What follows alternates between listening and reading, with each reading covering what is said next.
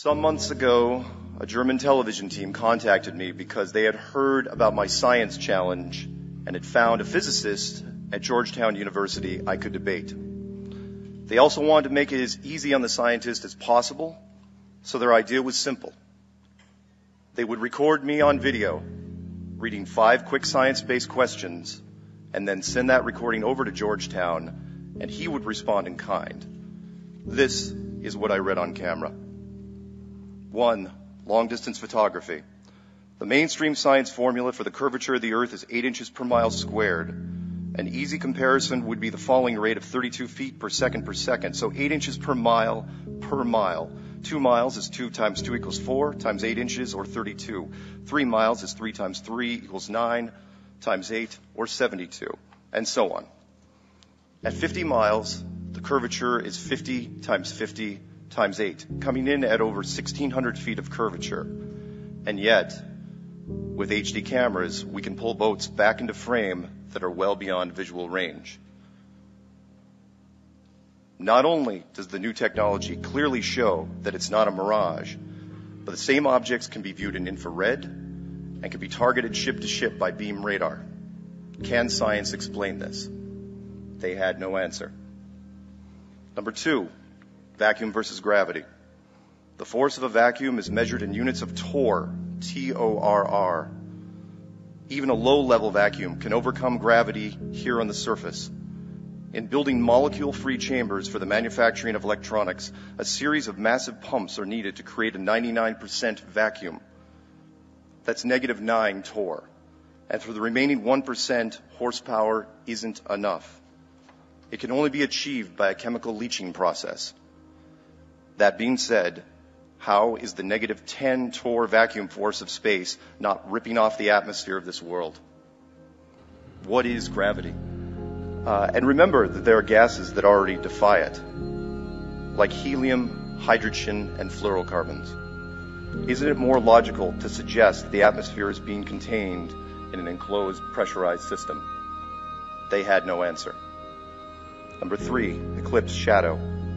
Mainstream science tells us that the moon is over 2,000 miles wide, and yet during the 2017 American eclipse, no offense, the moon's shadow was only 70 miles wide, a reduction of over 97%. This is what the equivalent of having a 6-foot man walking in front of a wall where his shadow is smaller than an action figure at only 2 inches. Where do we see this in our everyday lives? We've seen a shadow's actual size and some much larger. Where can we see small shadows? The Flat Earth community says that the moon is less than 50 miles wide, much closer and the same size as the sun. Isn't this explanation also possible? They had no answer. Number 4, moon temperature. Science has yet to address this relatively new discovery that the moon generates a cold light. We all know that in the daytime it is 90 degrees in the sunlight, 80 degrees in the shade, depending on conditions. I know I'm not going to do the Celsius conversion up here, sorry. However, at night, especially when the moon is high in the sky, we see the opposite. While it might be 50 degrees in the moonlight, it's warmer at 60 degrees in the moon's shade, sometimes showing temperature shifts of over 13 degrees Fahrenheit. In addition, under controlled experiment conditions, magnified moonlight is even colder still, again, the opposite of sunlight. We can generate this with technology today using a cold laser. The question is, why is the moon giving off a cold laser light? They had no answer. Last but not least, the Van Allen belts. A simple yes or no question. Are the Van Allen radiation belts deadly?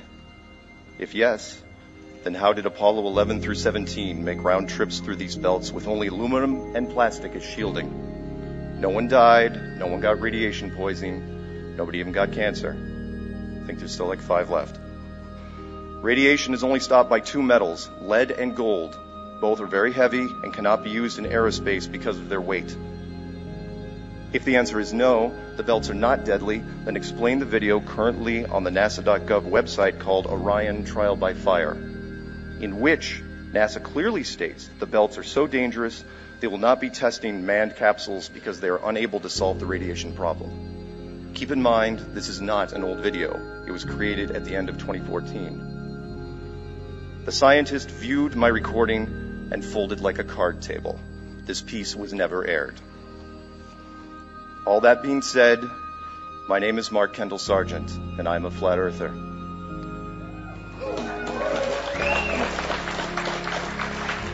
Flat Earth is my passion, it is my obsession, and it is now my life. I watched my very first Flat Earth video in the summer of 2014. Like many of you, I quietly laughed at it, and then I made a huge mistake. I casually thought I could debunk it. Then realized it wasn't so easy. I rolled up my sleeves and tried to shut it down for 9 months, and then I failed. Confused, irritated, and mildly depressed, I then published my very first Flat Earth video on February 10th, 2015, with my full name, address, and phone number, prepared for the ridicule that would inevitably follow. The video, called Flat Earth Clues, simply stated what I saw and prompted people to do their own research and ask questions. The phone rang almost immediately. A person on the other end of the phone said, "Tell me more." Then another call came, and another, and then the emails and the texts. I couldn't tell what the attraction was, but for whatever reason it was resonating, so I kept generating content. Fast forward to this morning. I've done 80 videos dedicated to answering emails, 84 Flat Earth and other hot potato shows with Patricia Steer, 159 weekly Strange World shows, over 1,200 Flat Earth videos in total. Since my phone number was very easy to find, I received calls for interviews, and I did everything I could to accommodate them, no matter who they were. I've talked to everyone from junior high newspapers to major networks, and I do my best to treat them all the same. I set my feet, keep my cool, and do whatever I can to plant the seed in their head. If they want to lay into me, I smile. If they give me an opening, I create momentum. I try to kill them with kindness, honey over vinegar. And if they give me enough time, my message will get into their head. Look into Flat Earth, do your own research, ask questions. And yes, seeds were planted. Every video that I made, every interview that I sat for was viewed by people who talked to other people, and eventually it circled back around.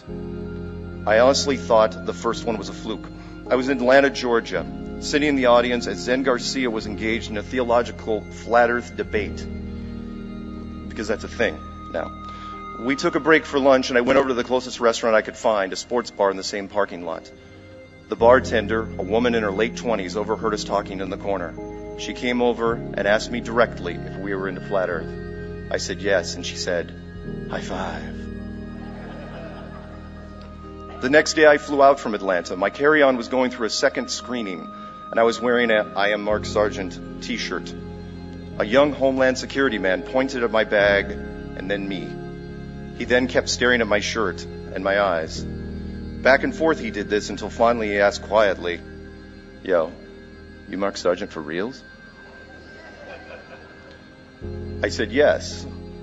He winked at me, handed me my bag without opening it, and said, "That's my name too." He knew the Fight Club reference. We may not all be Mark Sargent, but we are all Flat Earth. I was at a recent Salton Sea test in Southern California, and after an exhausting morning with skeptics, National Geographic, and a whole bunch of Flat Earthers, we met up at an organic cafe in Palm Springs. The cashier, who eventually figured out what we were doing at our tables, then showed us the anything but secret hand sign. You see, she was one of us. Despite what you may hear, we do have people everywhere. That same trip, I was out to dinner with a few people from the meetup. Patricia Steer received an invitation for drinks at the weekend home of a Hollywood icon. We went, along with Rob Skiba, and found out that the Flat Earth grapevine reached much further than publicly reported. When I got back to Whidbey Island, that's in Washington, by the way, if you guys didn't know, I walked past a construction crew. A young man was staring at me from a distance and then approached. He asked me if I was that guy from Flat Earth. Keep in mind, this is a rural island in the corner of the United States. That very evening, and I cannot make this up, my cousin called me from Manhattan. She was there in a wine bar with executives from one of the biggest Wall Street hedge funds in the world. One of them brought up Flat Earth. She mentioned my name, and not only did they know the clues, they insisted on sending me a picture of them next to a phone with an AE map on it. Only one other person in this room has seen that picture. My point, and I'm repeating myself for the documentary team who did not believe me, is that we have people everywhere.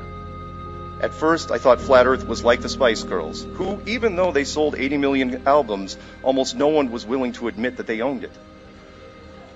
The truth about Flat Earth is that we're much bigger than the Spice Girls. Currently, the majority of our membership is in the closet. For every one of you here, there are hundreds of thousands, if not millions, with the same information and the same awakening.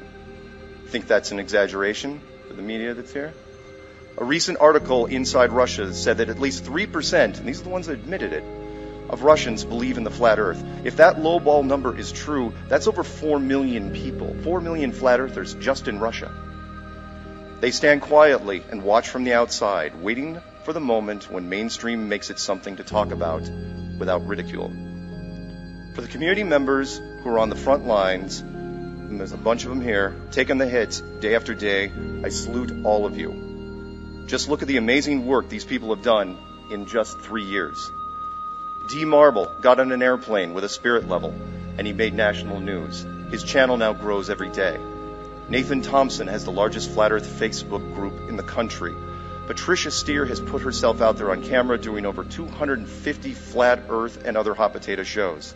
Globebusters averages over 1,000 live viewers in a hangout, something that many globalist YouTube channels would be envious of. Celebrate Truth, who I have heard is Canadian, is at 98,000 subscribers. Oh, and in his spare time, he organizes first-of-its-kind conventions like this. Jeranism has grown to over 113,000 subs. Rob Skiba is 145,000. Controversy 7, another Canadian, is at 151,000. ODD Reality is at 185,000. And there are many, many more. Too many, in fact, to mention here. Keep in mind that these aren't video game or makeup or food channels. Like Sparta, this is Flat Earth.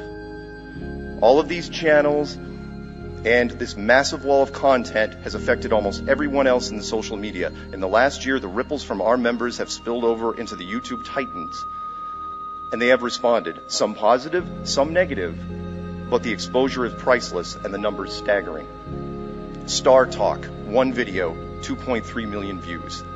This morning in UK, one video, 2.8 million. Jimmy Kimmel, 3.7 million. Rich Ferguson, 4.4 million. Joe Rogan, 5 million. PewDiePie, the largest YouTube channel in the world, did not one but 2 Flat Earth videos at 6 million hits each. Space Videos, which is a dedicated 24/7 science live stream, now has to put Debunk Flat Earth in their title, and it does nothing but create more awareness for Flat Earth. Thank you for that.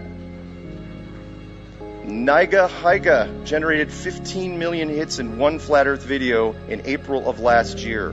And Shane Dawson generated 15 million Flat Earth hits, and he did it June of this year. I remember in the fall of 2015 and how cool it was that Forbes magazine even mentioned the words Flat Earth in an article. Now if I don't see a news story every other day, I feel let down. That's how media spoiled we've become. In fact, it was one of these recent articles by YouGov, a British media research company, that got the attention of National Geographic. You see, they had polled over 8,200 Americans and asked them about the shape of the Earth. And the number that stood out? The 18 to 24-year-olds.